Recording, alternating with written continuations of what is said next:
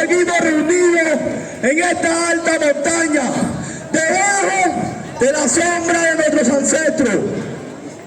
Una terrible noticia ha caído sobre nosotros, una infracción que amenaza la paz que hemos cultivado con mucho amor y esfuerzo. Me lo han dicho los espíritus. La tierra de sus familiares, las raíces que han criado, la cultura, nuestra tradición, nuestros rituales, todo lo que somos está en peligro. Y si llega ese momento, como me lo han dicho los espíritus, juntos lucharemos por nuestra gente, por el futuro de nuestros niños, que los ancestros nos guíen y nos protejan.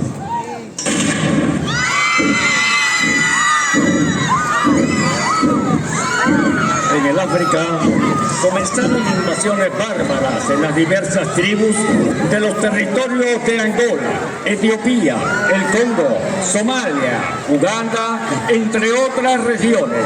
Y comenzó el comercio más despiadado que la historia conoce. Comerciantes árabes y europeos iniciaron una compra-venta de la cual fueron víctimas diversas generaciones de africanos. Su destino era indeterminado. Ellos eran llevados a un largo viaje sin retorno.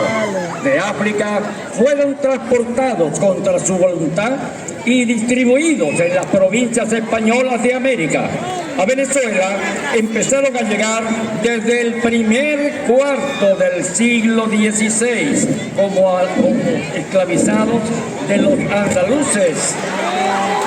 Inmediatamente después de 1492 llegaron a este continente llamado por ellos el Nuevo Mundo.